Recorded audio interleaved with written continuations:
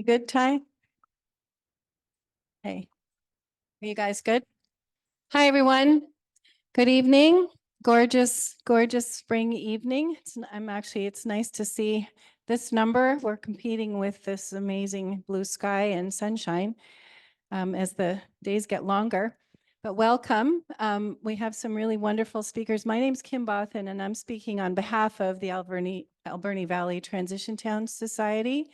And we've been running a series of events starting from January. This is our April offering called In Our Hands. We're, borrowing a little on the themes from Earth Day, which is coming up pretty quick. But I want to do a little bit of a deep dive down into what's going on and why we're still having to talk about and think about all the various ways that we need to be looking after this little blue and green jewel that we live on. First, I want to acknowledge that we're on the traditional lands of the Sashat and Hapachaseth peoples, and that we have an intent to work with them and learn from them and move forward and learn some of the ways that this land has been stewarded for thousands of years. So I'm not gonna talk too long, but I am gonna ask you, I see lots of familiar faces. I know this is a room full of people who are already thinking about this stuff, already doing probably quite a lot of the efforts that we're talking about here. So you're prime candidates for pushing the limits just a little bit too. And we'll have a few takeaways by the end of the evening, I hope. I've got a wonderful lineup of speakers. We're missing one speaker who is listed on our poster. She's had a emergency with a child at the hospital, unfortunately. So we have Lily Woodbury from Surfrider Canada is in from Tofino, and Lily is off to Ottawa. Pretty much as soon as she leaves us, she's going to go take part in the global negotiations on the global plastics treaty for the UN, with the UN. And we have Ty Ullman up on the screen. Ty wasn't able to get here. Ty is going to join us by Zoom in a little while. Ty is a solid waste management consultant and co-founder of a company called Let's Talk Trash. And they are all expert. Ty's amazing. And they're contracted to the Alberni-Clayoquot Regional District to work with them on the solid waste management plans, education, outreach, et cetera, accessibility. Very delighted to have Ty. And we have Mike Moore, who probably most of you know. And if you haven't been to the makerspace yet, get your asses there. It's really cool. So he's an excited and exciting fellow also. So I'm going to hand the floor over. We do have presenters for the first half. We'll have a little break, have a drink, have a cup of tea, bars open. Sheila is already serving popcorn. And I want to thank Shar for having us and Alberni Valley Transition Town Society for sponsoring. And second half will be the workshops. So sit tight and enjoy our speakers. Lily Woodbury.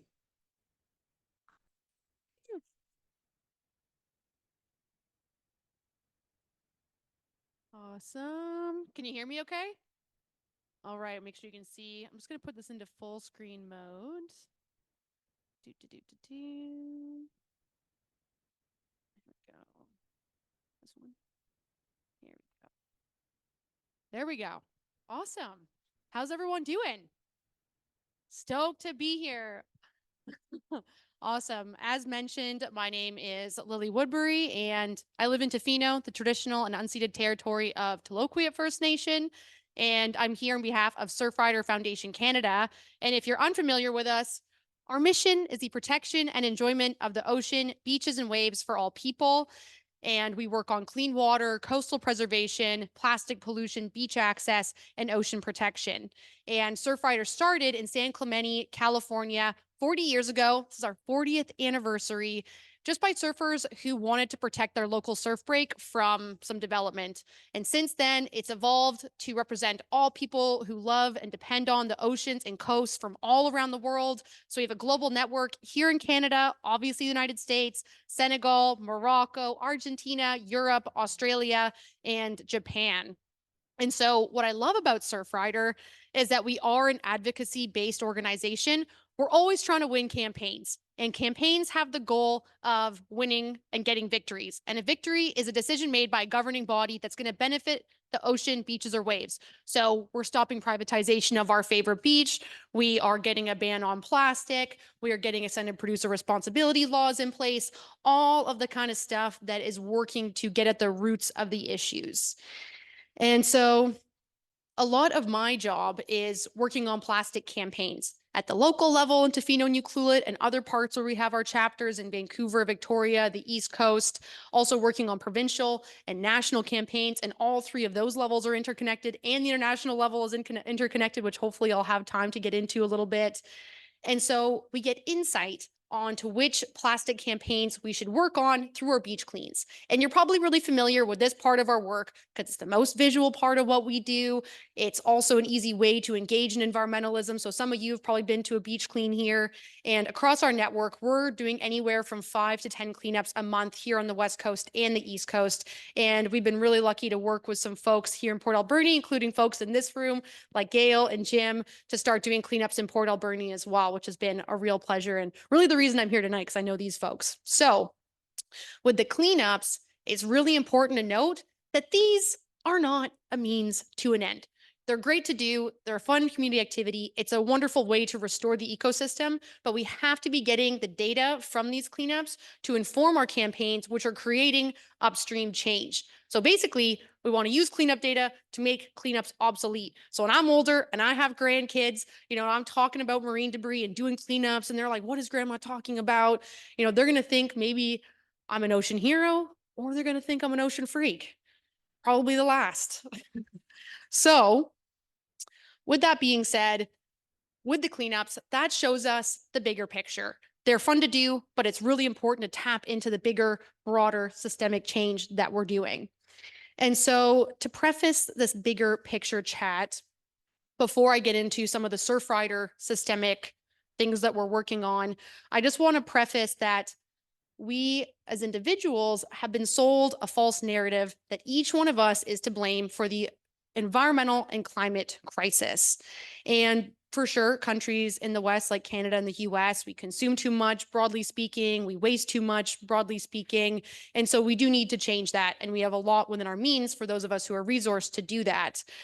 However, even if all of us in this room and in this country stopped flying and driving and started gardening, like we would still be locked in a climate crisis. And a fun fact that I like to share is that aviation, our flying, only represents around 2% of global greenhouse gas emissions. And a vast majority of that is from billionaires, celebrities, frequent flyers, all of the private jets, which need to be more heavily regulated. And I bring that up because through my life, I've felt a lot of shame and blame for flying. And I know probably a lot of you have felt that as well. And that is not by coincidence. It has been carefully designed. So to sell this false narrative, the idea of the carbon footprint was created. And I'm sure everyone here has heard of the carbon footprint.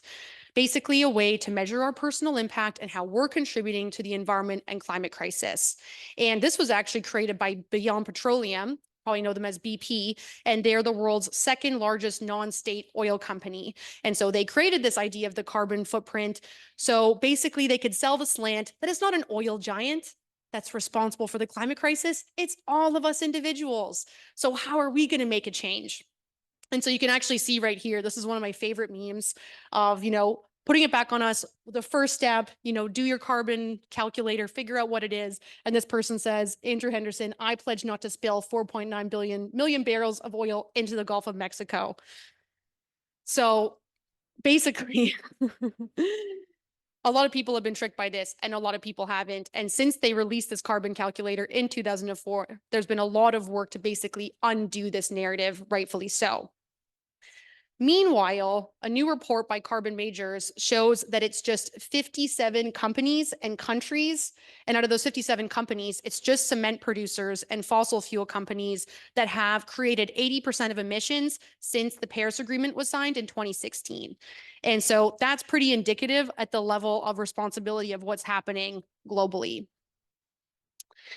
So personal lifestyle changes are absolutely necessary and important for those of us who have the resources to do it. It's also super healing. It's good for our own health. It's amazing for our communities. However, I truly believe it cannot be the only thing that's going to get us out of the hot water that we're in. And furthermore, a lot of people, most people in the world, they're not in positions to make lifestyle change. If you don't have clean water, you're going to drink bottled water. If you don't have local food that's grown and you're living in a remote northern area, you're going to be relying on the plastic packaged food that your supermarket gives you. So basically, we are confined by the systems that we are in. And also, I believe that by making those bigger picture changes, those systemic changes, which can be at the level of the city, so Port Alberni, if you're making change on that level, it's a system. If you're making change at the level of the island, the province, the nation, international, those are all different systems that all interconnect. And so by making that systemic change, we actually make personal virtues possible for more people. So I'll give you some examples. I was talking with Gail and Dave earlier, and they talked about how it was a bike coalition or a few folks involved with the bike coalition who lobbied to make Port Alberni a more bike safe city. That's an example of some people taking systemic change who then made it possible for so many people to cycle who maybe didn't have the time to do that lobbying or who maybe just weren't able to do that before. Also, someone might not have the space in their strata to have a garden or have the knowledge to do that. But then if you get a citywide garden going with some knowledge holders and sharers doing that, a lot more people are going to have access to it. My home in Tofino is powered by clean energy because Tloquet First Nation asserted their sovereignty and laws in the face of colonial resource extraction, logging. As you're probably familiar with, the second largest case of civil disobedience in Canada was in Clayoquot Sound to stop the old growth logging. Had they gone through with that, I would not have clean energy. We also wouldn't have our water source in Tofino, which comes from Mears Island, Wanach's Hilthuis. Again, that was a huge system change that people came out for protesting that. So, all of this to say, if we can work to change the systems and the structures, we can make it more possible for people to have clean air, clean water, clean food, all of that good stuff. And so I often find in this conversation, and I've noticed this since I got involved with environmentalism 13 years ago, is that the personal lifestyle changes and more of the systemic structural changes often get pitted against one another. And it just leads to infighting amongst those of us on the ground of what's better. But as you can see, they're actually really interconnected. And so we have to see that they are really part of a bigger strategy. We have to see that they are interconnected and entangled. And so I missed a slide here. Oh, no, I haven't. This is perfect. This is exactly where I wanted to end up. I always end up going on tangents and I'm like, wait a second, where am I? So yeah, and so that's what I think tonight. Kim's designed a really wonderful workshop that I think really gets at the root of that, of really seeing how that personal level and that systemic level really are interconnected and there's an interplay between them. So to give you a fun example that all of us benefit from, and I'm sure a lot of you have heard about this, in the 1980s, scientists discovered that the ozone was thinning. And I'm sure everyone here has heard of the ozone holes. And so there was a lot of discussion around the world of how are we going to address this, because this is a climate issue, a human health issue, ecological issue. And basically in 1985, scientists and world leaders started talking and they came together under the Montreal Protocol and started negotiating a globally binding treaty, kind of like we're doing right now for the Global Plastics Treaty, which also happens to be the next round in Canada, which I think is a good sign. So they started negotiating, and in 1987, they had the Montreal Protocol, legally binding, stating that world leaders, world countries are going to phase out ozone depleting chemicals, including chlorofluorocarbons, hydrochlorofluorocarbons, all the stuff we're seeing in sprays, solvents, refrigerators, cooling systems, et cetera, et cetera. And so this actually worked. We've been able to phase out a lot of these chemicals. There's still some in supply, and so it's not 100%, but overall, this has been one of the most successful multilateral agreements in the world. And as you can see with the image on the left, that's the ozone layer. What year is it? 1993, so the year I was born. That's how big the hole was. You can see now, 2019, a few years ago, it's in a lot better shape. And by mid-century, the holes are meant to be completely healed. And yet this is an easy thing to take for granted, this system change, because we're not dealing with the extra environmental burdens or human health burdens that we would have had that systemic change not occurred. Now to boil it into some of the stuff I'm working on a more systemic level. So With Surfrider, as mentioned, we do monthly cleanups. And one of the big things that we find is polystyrene foam. And I'm sure you've seen this as well. All of the little white beads of foam that are just insidious anywhere you go on the beaches. And so 40 to 70% of what we clean up is this foam. And that's because 80% of floating infrastructure in British Columbia is on this expanded or extruded polystyrene. So I'm sure if you go down to some of the docks here, you're going to see it's floated on this foam. And there's nothing stopping this foam from completely and continually eroding off into the ocean. And so to address this, we launched the Foam Free Waters campaign last year, pretty much exactly a year ago. And this was in conjunction with MP Rachel Blaney launching Motion 80 in the House of Commons. And together we're calling for a ban on expanded and extruded polystyrene in aquatic infrastructure and to phase out all of the legacy foam that is also currently in the waters. And so you can scan this QR code to actually send a letter to the Minister of Environment. And now it's good timing because of the Global Plastics Treaty. And we're going to be with him next week. And if you don't have the QR code, I can talk to you after and just give you the webpage. It's just on our Surfrider, canada.surfrider.org website. And this is just a photo of a dock in Tofino that we retrofitted. We do have the solution, which is air-filled floats. They don't break down into the ocean. They're more weather resistant, more sustainable, obviously, aren't leaking foam into the ocean. So also a great project if you're looking for something here in Port Alberni that I can always help with. And as mentioned, one of the really big picture things is the Global Plastics Treaty. So in 2022, the UN Environmental Program decided to create a global plastics treaty. And hopefully what we are going to have at the end of the 5 negotiations, and the 4th one is taking place in Ottawa next week, which I'll be at and speaking at and being part of, which is really overwhelming, but really exciting. And then the last one is going to be in Korea. So by the end of this year, hopefully this treaty will be legally binding, really strong governance, and have a strong target for cutting plastic production around the world, because that's what has to happen. Basically, oil producers want to triple production between now and 2050, and that cannot happen. It just cannot if we want to live on a viable, safe, healthy planet. So we need to cut production by 70% by 2040. We also need the agreement to really center human health, and that's what we're really going to be pushing for at this next round of negotiations, because there's 16,000 chemicals in all of the plastic products and packaging that we use, and 4,200 of those are actually chemicals of concern that are not regulated by the government. They can have all potential carcinogenic and other health impacts that are just in the stuff that we use and are touching all the time. We also want the treaty to really center human rights and environmental justice, as the people who are most impacted by the plastics crisis are those who are underrepresented and marginalized. And we also want it to, of course, address all of the dominant forms of plastic that we're finding. So all of the fishing and aquaculture gear, as you can see in this photo, cigarette butts. And we're actually going to have an installation at the Global Plastics Treaty with cigarette butts, addressing foam and aquatic infrastructure, nurdles, microfibers, all kinds of single-use plastics, along with a whole host of other calls to action. The amount of calls to action I'm reading around the world is like dizzying. There's a lot, and that's why these documents end up being like hundreds of friggin' pages. So hopefully I haven't been speaking for more than 12 minutes. So this is my last slide. And I was asked to talk about some of the personal stuff I've been working on.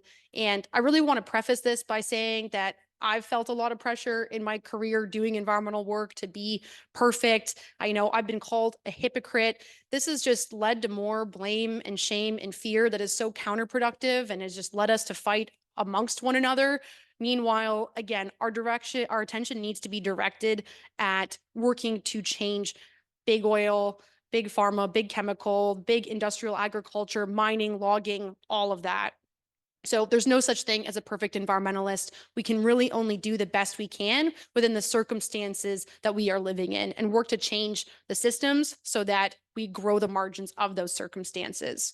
So some of the things that I do is I use gold standard to offset all of my emissions from flying and cars. And I know that probably sounds really ironic given how I opened this on the carbon calculator piece. But what I love about it is that for everything that I invest in, it's helping smaller communities to do renewable energy. So it's helping communities have their own like wind farms, solar, geothermal, clean cooking stoves. So it's its own form of systemic action because you're supporting communities around the world and getting off of fossil fuels. Meanwhile, I'm also carbon neutral.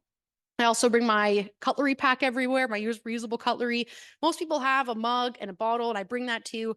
But I find for a gift, a cutlery is a good one because you're not often getting gifted that. And most people could have a little pack in their backpack. So you're not getting, the takeout little plastic forks. Also, you see the runner with the trash. I try to go plogging. So when I run and there's a plastic bottle, I'll jump into the ditch and get it. I've actually been making a video so I can do a really good montage of all of the stuff that I'm just touching with my bare hands, which probably isn't good, but it's fun. And I also refill all of my soaps using mint spray from the den. So it's all just getting refilled, which is good. No more single-use plastics. And I'm also just getting a new wetsuit made of Ulex, which is a natural form of rubber for my wetsuit, as all conventional wetsuits are made from neoprene, which is actually a really toxic form of plastic that has chloroprene, another nasty chemical with all kinds of environmental injustice issues. And I've got a secret, but you can't tell anyone. Has to do with that little creature called the badger.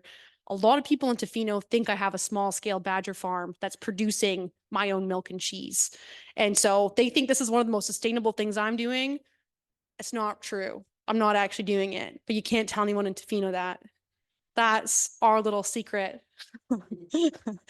um, so to conclude, I really think that the climate chaos and nature emergency that is also a human rights issue, really calls on us to see how interconnected everything really is. And so that's why I'm stoked to be part of this evening to really make those connections between the personal, lifestyle, community, and those broader levels of systemic change, making the connections between those. And I guess one more thing I should add is that the reason that the next round of global plastics negotiations is in Canada is because the government of Canada really feels like they're a leader on plastics. All of the leadership on plastics has been out here on the West Coast. Tofino and Ucluelet, we were the first towns to ban straws, cutlery, polystyrene containers. BC has done really amazing work and has been a leader in extended producer responsibility. And so because of the community-based work we did here, changing systems on a local level, we've been able to influence the national and even now be able to host this international agreement, international negotiation. So again, just seeing how all of those layers are connected. So I will now pass it on. If I pass it on, I'll introduce the next guest. So yeah, thank you all for listening to me and don't tell anyone my secret. Hi, thank you so much, Lily. That was pretty invigorating. So next up is Ty Ullman. I just want to make one more comment. In fact, I saw my friend Jim over here. He knows what to do with the newsprint that's covering your tables, all those pens and pencils. What would delight me so much is to gather up all of those sheets of newsprint and find a whole bunch of stuff drawn and written all over them. Doodle, swear, whatever you need to do. Write down your questions, write down anything that comes to mind. I don't care. Use the pens and use the papers. That's what they're there for. So that'll be our kind of a record of the evening too. And I'm going to introduce Ty Ullman from Let's Talk Trash, working for the Alberni Clacklet Regional District. Welcome, Ty. Thank you. I'm so pleased to be here. And thank you, Lily. So inspiring. And I love how you brought it big picture to your doorstep. And I have some questions about your animal farm, but we'll save that for another day.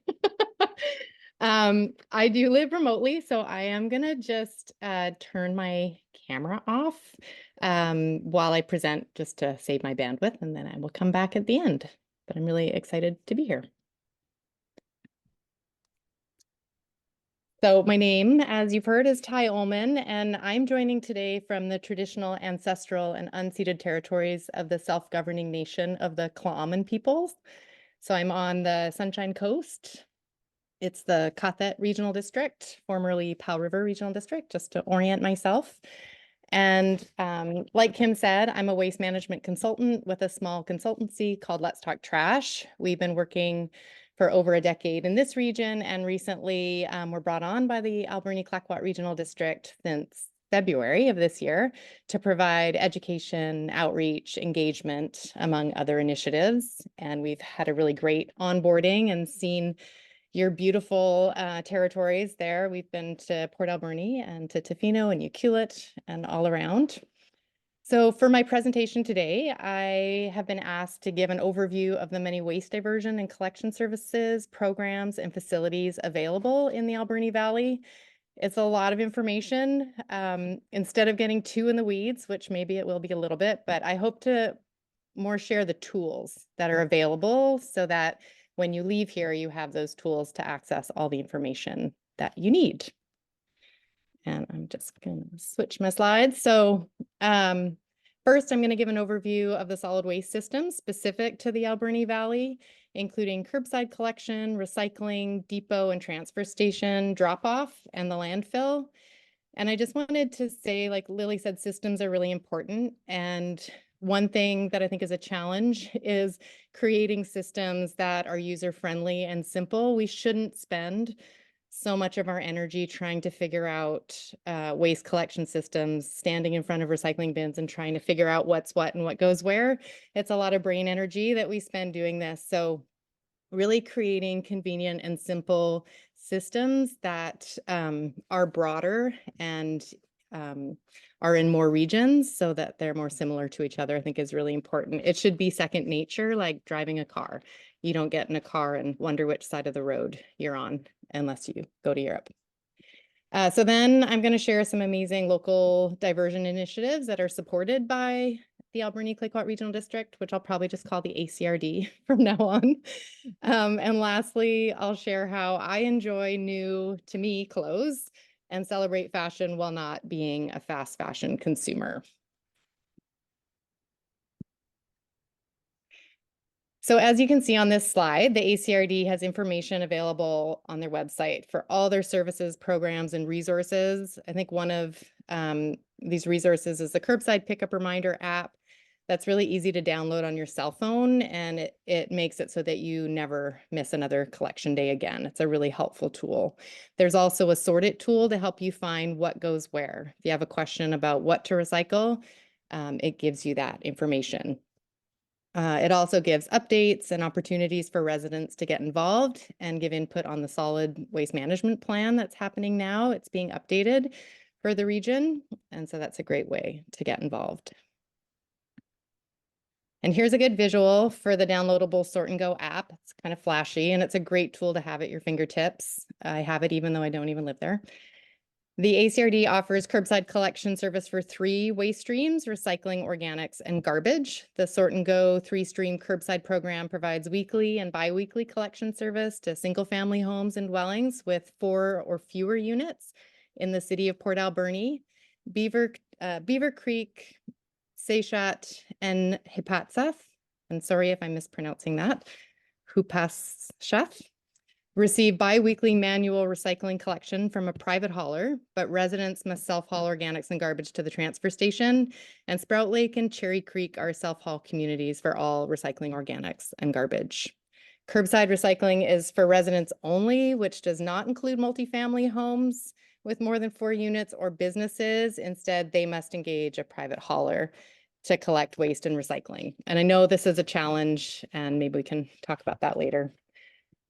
Residents from single and multifamily buildings can bring their personal items for recycling at the 3rd Avenue Recycling Depot, and businesses can bring commercial recycling to the transfer station, which is called the Alberni Valley Sort and Go Center, and that you have to pay a user fee.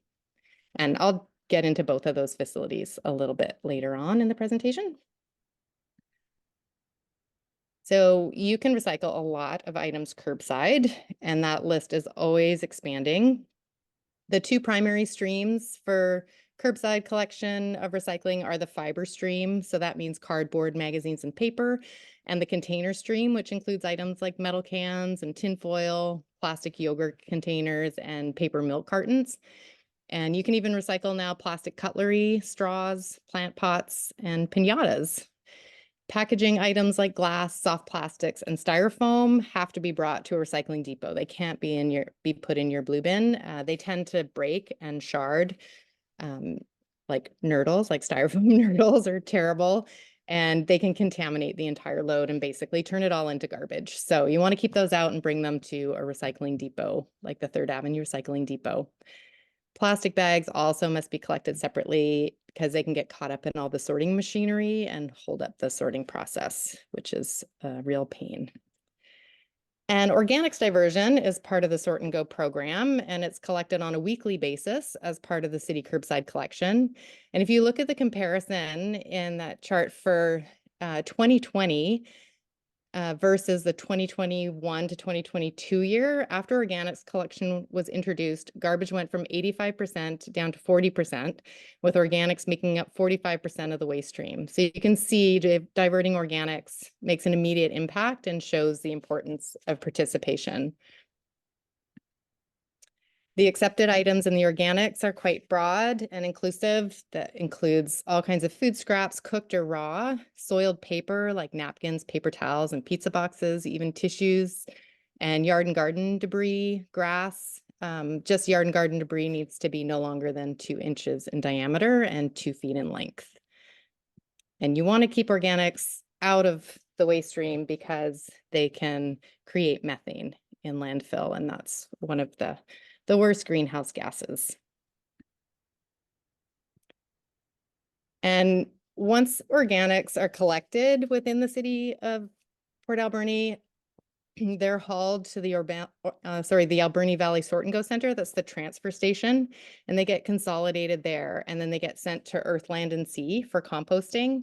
And so you can kind of see in the photo on the far left that there's some contamination, primarily plastics. Once this material does go to Earth, Land, and Sea, though, they have a guy there that looks at all of the materials that are contaminating the piles and actually pulls them out by hand. It's a pretty intense job and really shows the importance of remembering just to, empty food waste out of your plastic bags, remove any plastic wrap from food trays, and don't put any compostable plastic bags. They are not allowed. So that was what we saw mostly, was the contamination. But you can see in the other 2 photos, I'm not sure how big it is for you, but the end of the composting cycle it's a really beautiful finished product. It's clean, it goes through multiple stages. And so if there's contaminants found, those can get removed at different stages. And for now, the finished compost goes to the municipality for landscaping and is used in buildings and parks. And unfortunately, even with the convenience of curbside collections, some people are still not participating. I'm not sure in your neighborhood if you see everybody put out their green carts, but there may be some hesitation. There may be fear of attracting wildlife. Some people are, concerned with the ick factor of a dirty bin or the smell. But there's some simple fixes, like you can line your bin. It's free with leaves or cardboard, and that helps keep your bin clean. It helps anything from getting stuck at the bottom of your cart.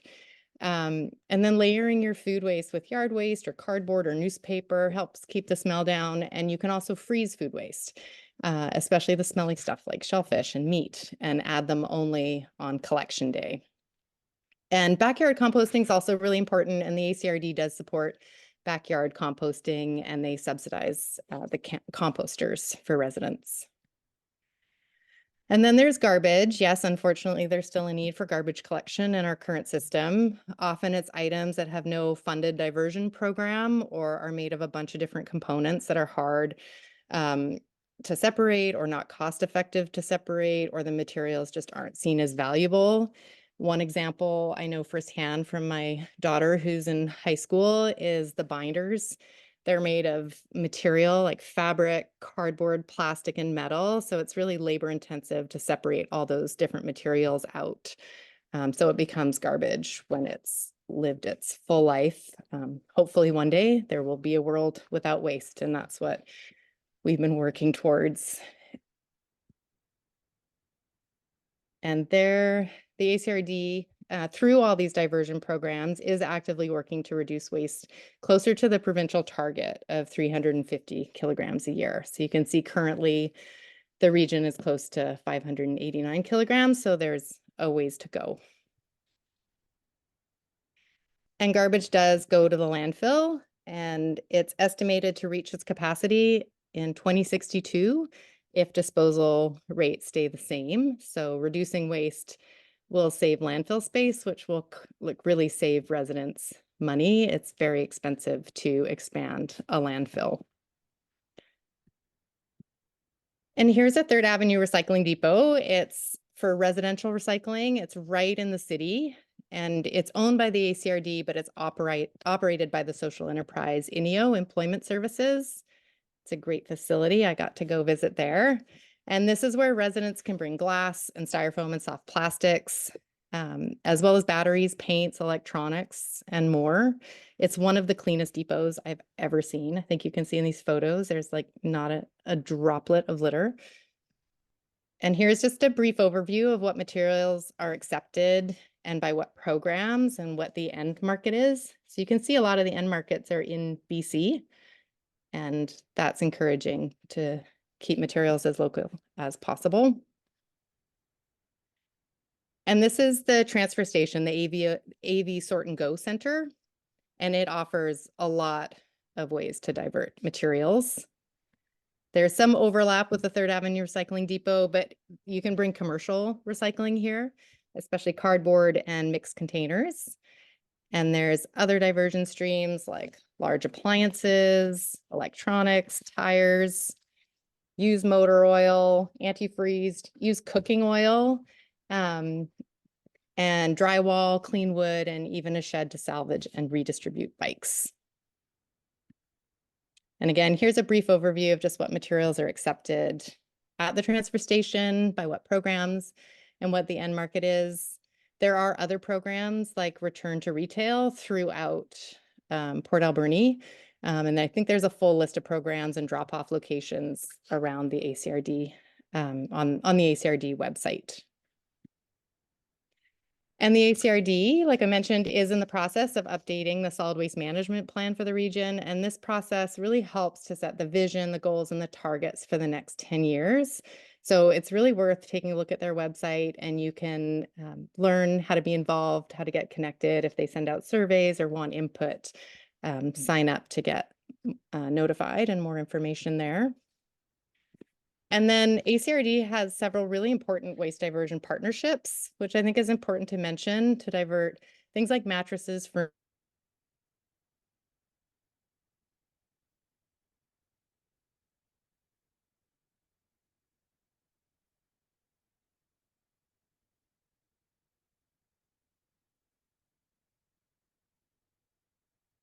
Can you hear me? Pardon?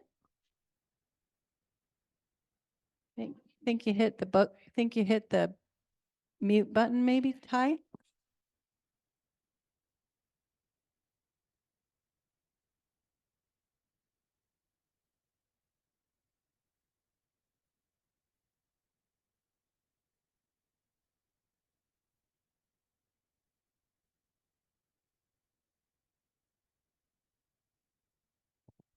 One of the next projects, and something I was going to ask about too, is that that after the residential solid waste management project that the regional district is working on now, they'll be moving into commercial and business recycling and waste diversion, et cetera. So that's upcoming. So that's one reason to look at that website that she had up there, Let's Connect ACRD, I believe it's called. Do you know that one, Anna?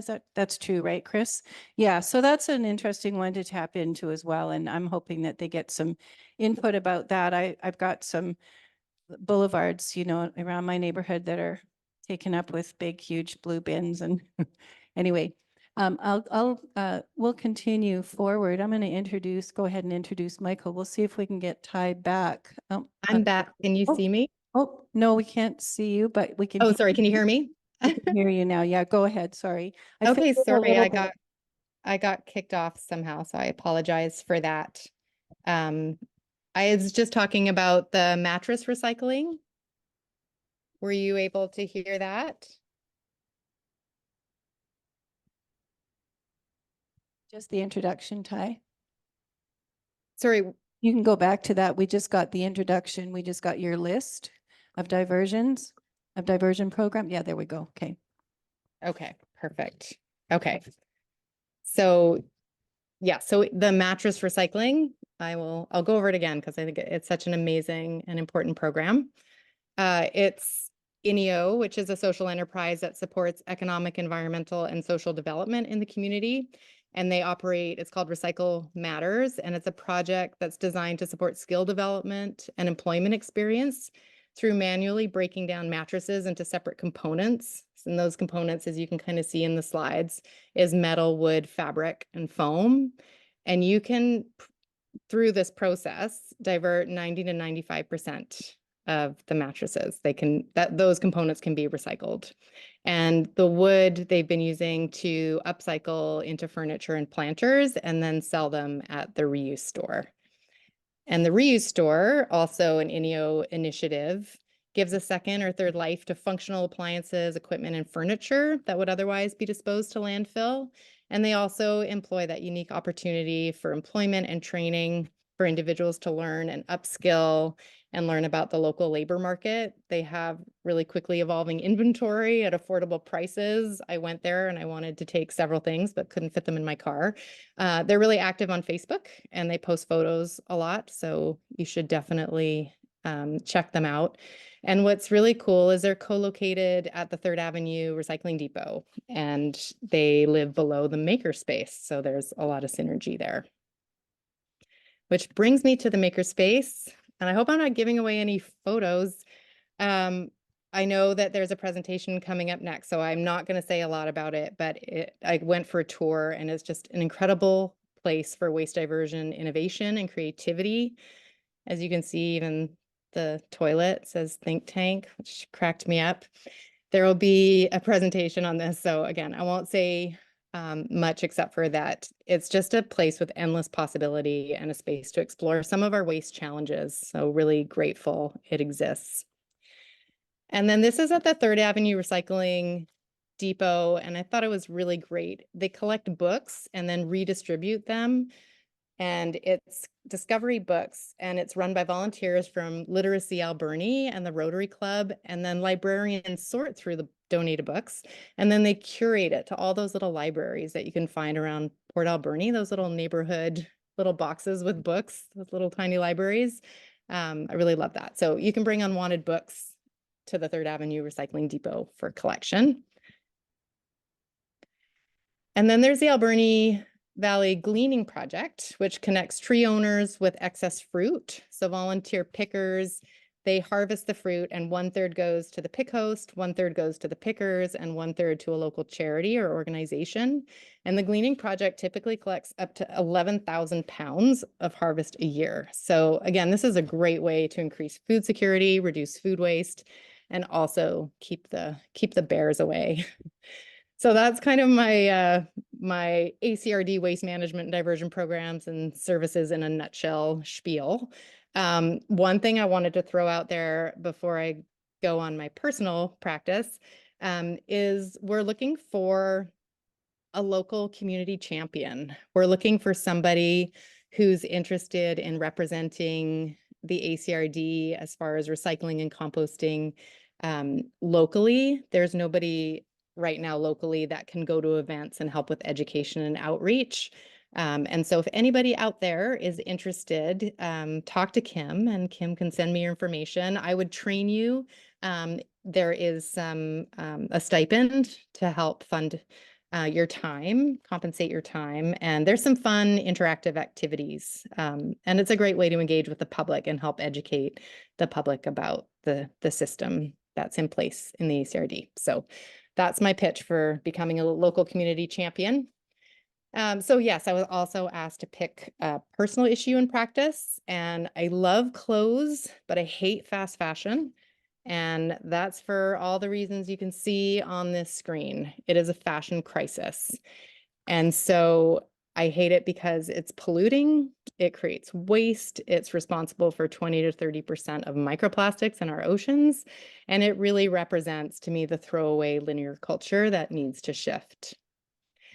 So I personally still have and wear clothes that I thrifted in the 90s. I don't know if that's a bragging point or just embarrassing, but I do believe really in sticking with the clothes you already own if you can. I taught myself how to sew and repair enough to keep my clothes wearable for longer.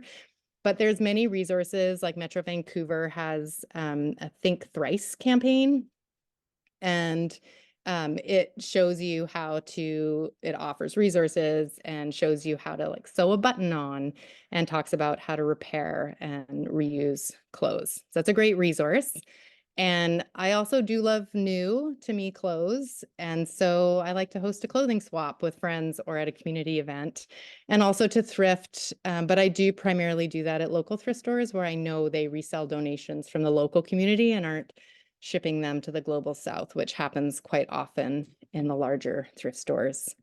So lastly, I just want to say thank you. Hopefully you have a few more tools in your tool belt to help you reduce waste and stay connected. So thanks for having me, and thanks for listening. Thanks, Ty. We'll talk. So we're just going to take a oh shoot, Jesus. We're not taking a 5-minute break yet. We have a very special guest next who I just met. Same name as a very wonderful documentarian who I love as well. Michael Moore from the Makerspace here in Port Alberni. Michael, you are the president and co-founder of the Alberni Valley Makerspace, former director at the Alberni Valley Chamber of Commerce, and department lead for the world's largest computer security conference, DEF CON. Got to sign me up sometime. The Alberni Valley Makerspace is a not-for-profit community center that offers tools, resources, and community space and mentorship to individuals and businesses in the valley looking to build, create, or learn new skills. And one of the largest projects in the makerspace is the plastic waste remediation, which you got a little taste of in the last presentation. And you're aiming to take plastic waste in this region and turn it into new products, which is amazing Very because cool. that reduces the need to rely on virgin products. So heck yeah, let's hear it. Hi. So just looking out into the group here, I'm not sure if there's anybody else online, the exception of this, but I've seen a lot of your faces at the Makerspace. So a lot of you already kind of know what we're doing there. I'm going to go over here, just blow through this for the people who don't know what a Makerspace is. So a Makerspace is like a community center.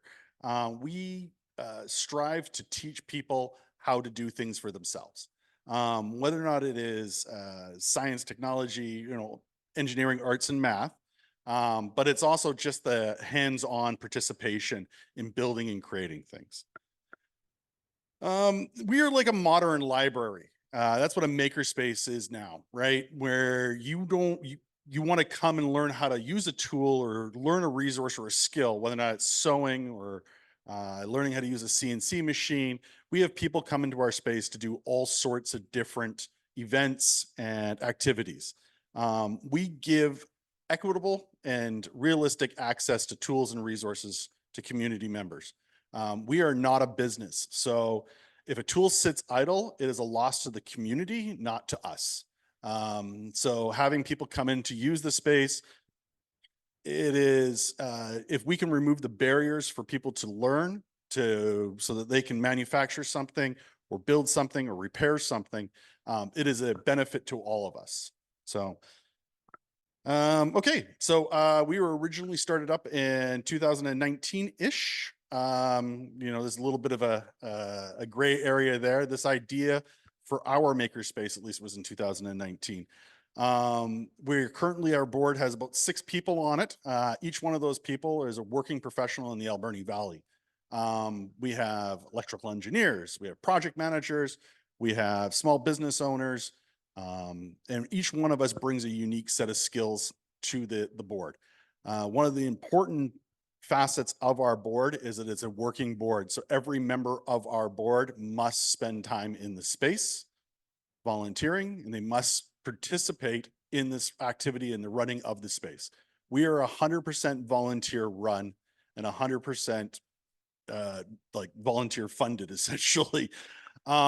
We are, I'll move it on. So a few facts about the Makerspace. Our online presence is probably bigger than our local presence. So right now we have 1,500 members in an online community. Currently, about 71% of those members are women, which actually makes us one of the largest women's used groups in the Alberni Valley. We've had over 1,000 people through our doors since our opening in March of 2023. We have about 50 full-time monthly memberships, and then we have drop-in rates for everybody else. The entire space is member funded. All the equipment, resources, tools. We have more 3D printers than any other space in Western Canada. And that is because of our membership. We're the largest tech hub in the Alberni Valley. It's not a huge bar to get across, to be honest with you, but hey, you know what? We need things to brag about sometimes, and this helps out. We have, let me see here. Oh, we're one of the largest art hubs. Now, there's a grain of salt to be taken there, right? Because how do you define an art hub? This is an art hub. This is an amazing art hub. But if I came in here with a bunch of kids and we started throwing paint around, I'm pretty sure Shar would have an issue with that. See, at the makerspace, you can come in there and throw some paint around. So it's a dynamic difference, I suppose. But yeah, so we are a space where you can come and be creative. And my walls are white, my floor is gray. I have 5 gallons of both those colors of paint on standby, just in case I need to touch up either of them. So when people come into the space, we expect them to get messy. We expect them to have fun. We expect them to be engaged. So what do we offer? So we have software development, we have coding environments, we have electronic workstations, we have electronic testing environments. We have 3D modeling, we do CNC manufacturing, 3D printing. We've done projects with the Port Alberni Community Theater. We've done projects with large scale manufacturers in the Valley. We've done projects with NGO groups in the Valley. I don't necessarily want to name drop. Oh, we help participate in the creation, I guess, of the octopus in the corner here. So our projects are far and wide. Some of them are grandiose. Some of them are a little bit smaller and intimate. We are now currently working in part with the Tisha First Nation to do the regalia, some of the regalia artistries, and they're bringing some of their projects into our space. And it's really, once again, us showing the artists how to use the equipment and the tools so that they can be more empowered and be able to create something in a little bit different way. There it is. So how much does this all cost? It's $40 a month. We are the most economically priced makerspace that is not publicly funded in North America. I've literally tried to call all of them. I'm open 104 hours a month. That works out to be 39 cents an hour. Come on down, get a membership. It's cheaper than a cup of coffee.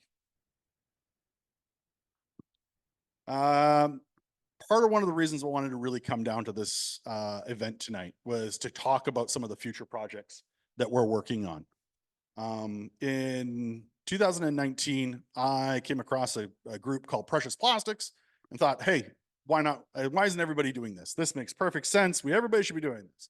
And the further down that rabbit hole you go, you quickly realize where that starts to fall apart and how it's not practical. And there's some things that are work and some things that don't. But through trial and error and a process of exploration, we've started being able to find a way to recycle plastic that comes from our waste into new projects or new products. That process is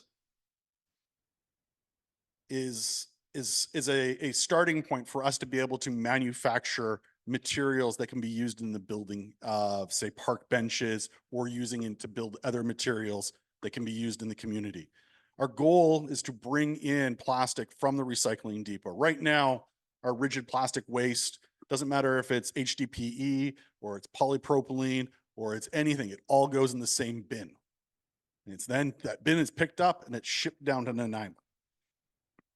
Some of it gets sorted and sent off for pelletization. Some of it turns into waste energy, which is just really a nice word for lit on fire. If we can prevent some of those bins from leaving the valley and then produce materials that can be reused in the valley, whether or not it's, like I said, for a park bench, it's nothing but a gain. And that really, at the end of the day, I'm not trying to solve the world's problems. I'm not, we're a local resource for a local small community. We want to try to positively affect this community. If that can be mirrored and brought from this community to another community, that'd be fantastic. That would be wonderful. But our goal and our focus is on the Alberni Valley and trying to find solutions here. Today, I'm proud to say that I picked up our first piece of equipment.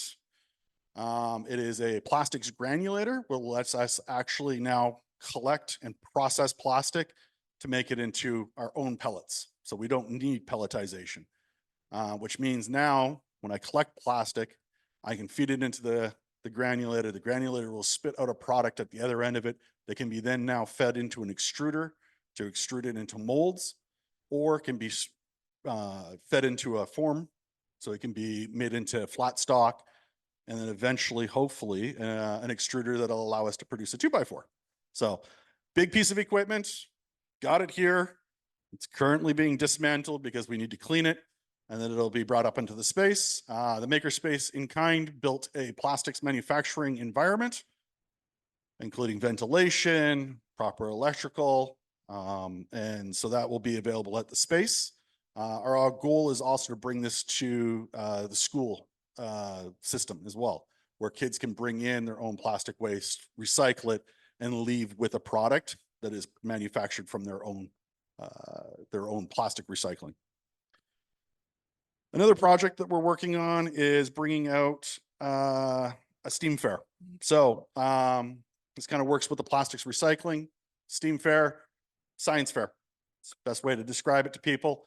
There is no science fair currently in the Alberni Valley, and we would like to see people start bringing their ideas into a public forum. We're going to start with the high school probably as our first step, bringing back kind of science, engaging the youth to come up with ideas, present them, and show off what they have available.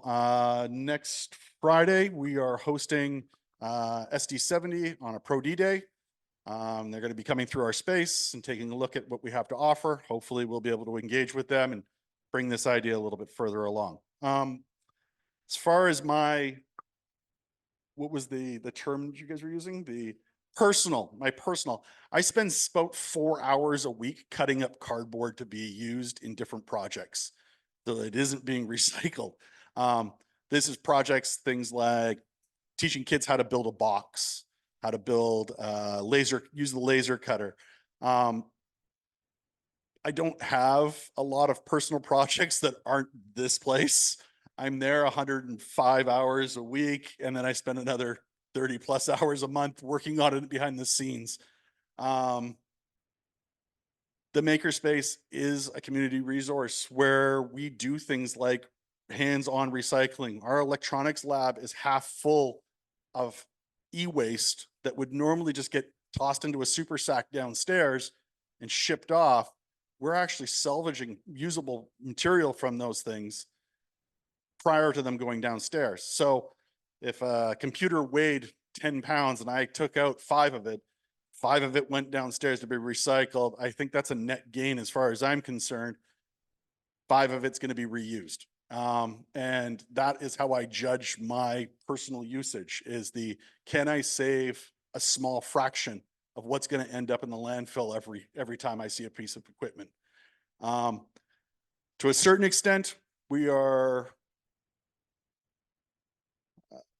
generate a significant amount of plastic waste through 3D printing. Our plastics program is specifically set up so that I don't feel guilty about the amount of plastic waste I'm generating when I create a 3D print. So every kid that comes in and wants to 3D print the little figurine is specifically going to have a response. Hey, when you're done with that, it goes back into the system, right? They'll be able to use that plastic figurine that we made for them as a ticket so that they can come back into the system and get something different later on, right? And in that way, we're reproducing, we're reusing and actually we're reusing and distributing the plastic waste that we have. So outside of that, really just this is a product of teamwork. So without the volunteers on our board, the space doesn't exist. Without donations, private donations, this space wouldn't have existed. ACRD has been nothing but supportive and helpful. We have received really tremendous support from the ACRD through grant and aid, through the location. And I have to say this, my wife literally babysits me for 104 hours a weekend for the last year. I have not been home. I haven't taken a day off. This is it. So special thanks out to her. And that's about it. Thank you.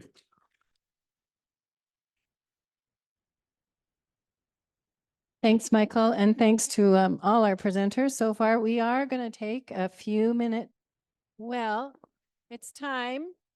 I'm going to have to break you all up now. I'm sorry about that, but maybe you've met some new people. Maybe you've had a couple of new thoughts. It's never too late for that. Hopefully somebody from each table, I'm going to get you to come up to the microphone. Just give us as kind of as concise a précis as you can. That Dan is going, oh my God, her language.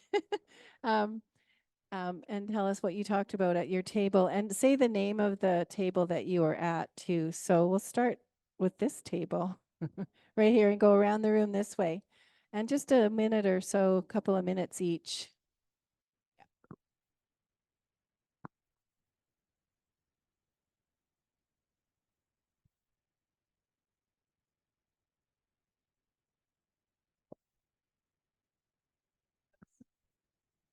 That's not very long to collect one's thoughts. Anyway, basically, we talked about the usual things that the problems in Port Alberni, the fact that a lot of people commute in both directions away from here, and there's no real alternative to using a private automobile. Some of the solutions were carpooling and getting the regional bus system to work. For example, as in Port Alberni, the bus service, regional bus service is about $30, and there's like one a day. I think it might be more right now with the 2 bus companies operating. But for example, in Qualicum, there are 18 round trips on the bus to Nanaimo every day for approximately $5 return. So, I mean, that would change our commuting situation quite a bit if we could have something like that. The fact that same solution with cost of hybrid electric cars. If there was more car sharing, that would be better. We decided we would all bike more if there was more secure bicycle parking. There are some choke points that make biking difficult and dangerous. For example, the 10th Avenue dip, which is very rough, and all along 10th Avenue, there's drivers that could stand to be educated. I'll probably just leave it there. I'm having trouble with my notes here. Thanks. Jim was at the transportation and travel table, clearly. Thanks, Jim. And Anna Lewis speaking on behalf of diet and food. So primarily food. Obviously, diet's not a concern of mine. So some of the challenge, hypocrisies, habits to change. I'll just highlight some of the key ones that came up for us. So the big one for me is desired versus reality. I would love to be 100% self-sufficient, but am I? No, I lack of time, lack of finances, all those excuses that we bring to the table, so to speak. The idea that food is a place to connect and build a social community, but often is not happening. the fact that we're very dependent on industrial meat proteins. Some people, they don't know their local farmers, so they don't have the ability to buy half a cow and then parcel out, oh, I want the rump roast, I want this, like it actually does take a fair bit to figure that out. And then education, like this is such a huge barrier because what's best for health personally and for the environment? That's kind of a key takeaway, I think, for most of us, because when you've been indoctrinated for, well, your entire life, it's a little tricky to change that. And then some of the things, we just kind of went off in all kinds of tangents and directions because I was not told I had to facilitate a table until just now. So I didn't read the facilitator's guide. Right. But basically we just talked about our personal actions, like integrating our beliefs and into our actions, that leading by example, community action, like accessing community kitchens, the local community gardens, expanding them. Was brought up the dietitian in the grocery store, which I've never done, but I know Sandra has done it at Save On More here in town, and I think that's great. Things like family farm days for education components. And then, yeah, there are so many policies and regulations that I'm not even going to start on our municipal and regional governments and what I think they should do. That's why I don't work on contract for them anymore. Thanks, Anna. Okay, we're gonna have the far table. We have another.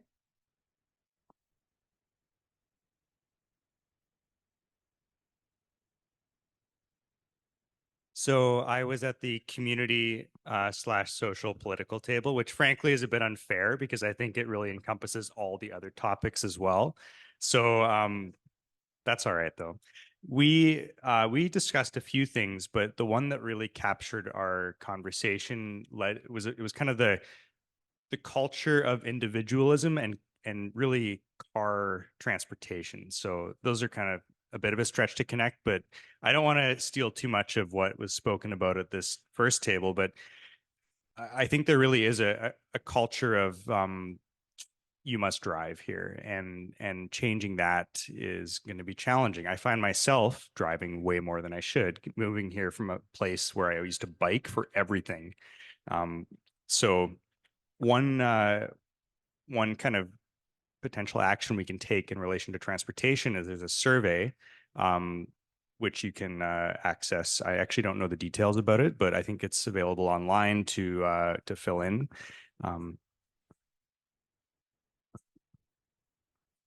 Oh, BC Transit survey. So I think that's one place we can all go. And then I think Joshua at our table even raised the idea of direct political action.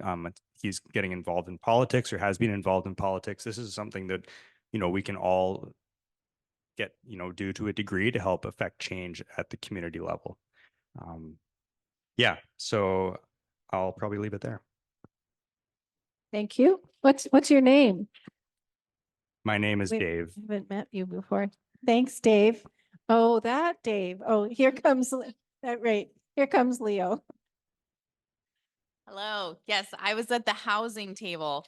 So, the challenge with housing and the hypocrisy that I think we all felt at that table is that pretty much all of us love low density housing.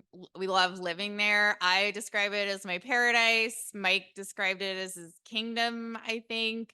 Dan, you've been in your home for, what did you say? Am I 46 years? 45 years. So these feel, like there's a very strong attachment to what that offers, but also obviously an understanding that low density housing is really a barrier to sustainability. It gives us a big individual footprint, and it's a barrier to things like densification of services, better transit, all that kind of stuff. So we definitely recognize that. So then the question is kind of, what is that barrier? What is it about that low density living that we love so much? And definitely we talked about having a perceived sense of safety, security. There's a sense of social ease that comes with being able to kind of curate the people that you interact with day to day. And the bigger picture of that I think emerged was that it really intersects with the modern sort of settler colonial capitalist culture of individualism, which is exactly what that table at the back just brought up. So individualism really stands out as an obstacle to what, a densification of housing. And so the question really, I think that we would wonder would be, what would it take for us to feel as fulfilled in higher density housing as it does for us to feel fulfilled in the low density housing that we currently live in? And we don't know. We don't have a good answer.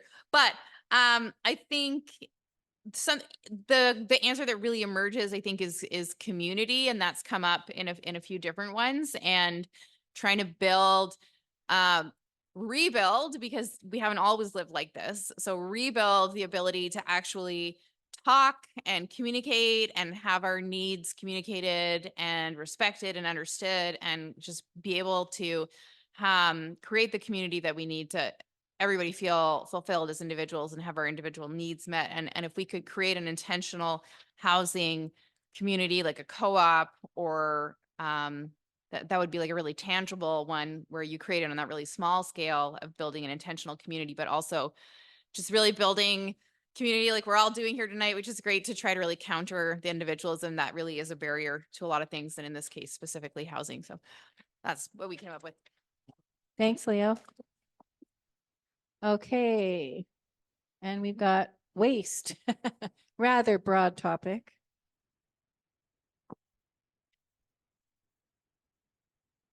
Sure. And then, yeah. Yeah, so we had a real struggle with this because we don't have much waste. And I don't probably, and everybody here is pretty responsible and that on that issue. So we ended up with really only two items on our sheet here. So one on a personal level and one on a more community level. And really, most of the issue for our table was personal choices at the grocery store. They don't make it easy to eliminate waste. And it comes down to making personal choices about what you're buying and how you're buying it. And so there are places, so you can go to Quality Foods and request that they wrap your meat in paper and don't give you a plastic bag that they put the paper in. Things like that. It comes down to those personal choices and choosing produce that is not packed in a plastic pint container. You can create or buy cloth bags. We personally have produce bags that we take to the supermarket and put our produce in and take it to the counter, and they open them up and, weigh it. And then when we take it home, we put it in, you just run it under the tap and put it in your crisper. And, you just might have to do that every couple of days. It's personal choices. It takes time, but there are options to those kinds of single-use plastics. On a political level, well, we're working on it, right? That's, sign the petition, lobby your MP. On the community level, we had one of the participants has a neighbor who is a small business who is not allowed a recycle or compost bin because they're a small business. So they allow that small business to use their bins. That needs to change. Small businesses should not have to be separated like that. And that's all we had. Thanks very much. And where are we at? Oh, overconsumption is our next. It's our next area. This is Gail.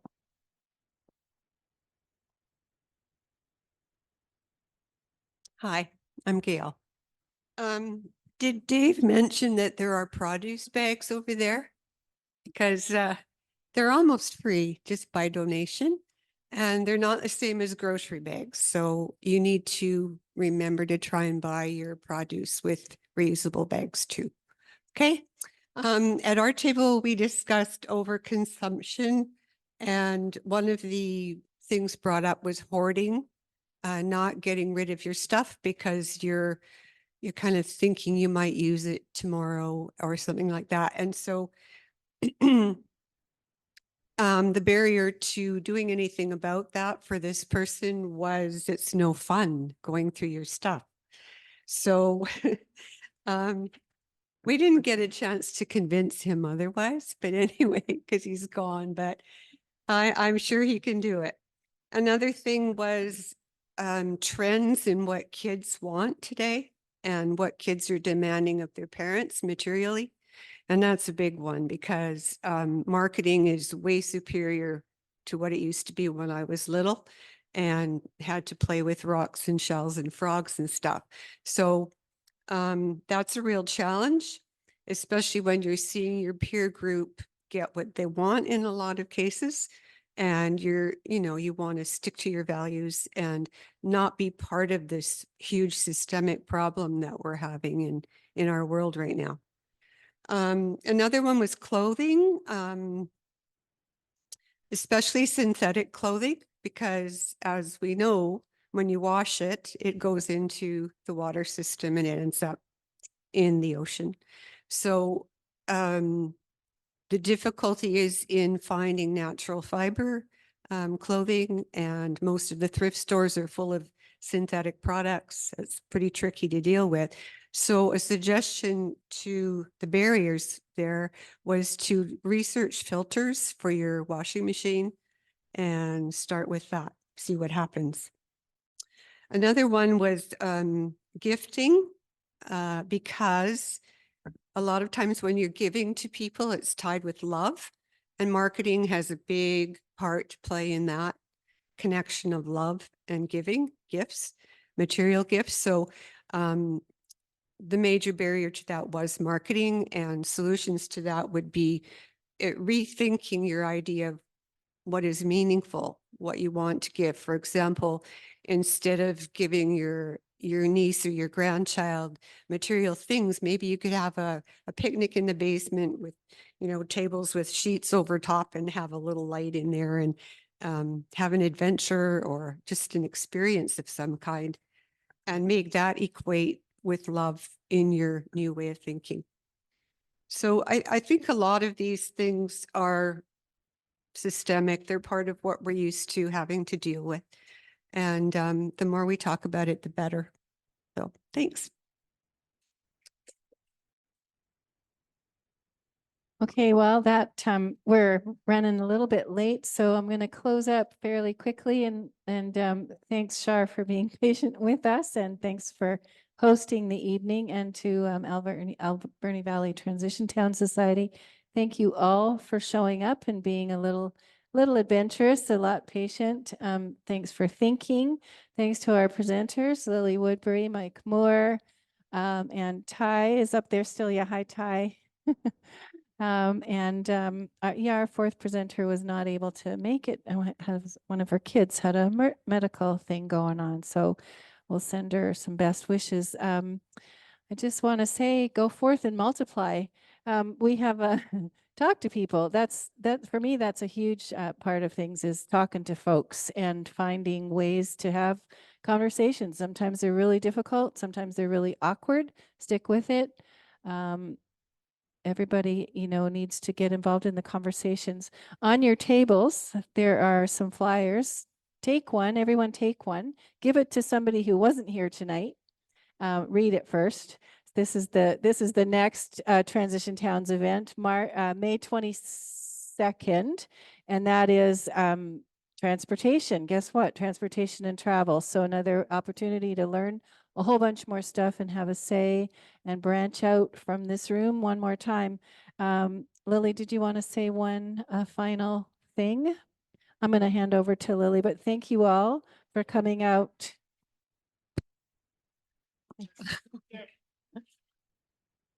Kim is a hard act to follow. Kim, you are such a star, and thank you for organizing this. So much of the amazing systemic change that I've been a part of and been able to see starts with conversations just like this in rooms like this. And so, as mentioned, it's just so vital that we just continue the conversation and figuring out the concrete actions that we can be a part of, and recognizing that we all have different roles to play in that activist ecosystem. Some of us are meant to be more lobbyists, political mover shakers. Some of us might be more introverted and more better working in more intimate groups and cooking and knitting and making, the little produce bags for grocery stores. We all have our part to play that taps into our own individual skills, passions, curiosities that feeds into the collectives that we're a part of. So you're all super inspiring, and I've learned from all of you tonight, and I'm stoked to come back to Port Alberni more, and hopefully y'all can come out to Tofino as well, and we can keep working together. Thank you. Bye, Ty. Thank you so much for hanging in there. We'll My talk. pleasure. Thanks for having me. Yeah, I'll Come check on in with back you. Good sometime. night. Did I even say, yeah, I did say thank you, didn't I? Bye. Let me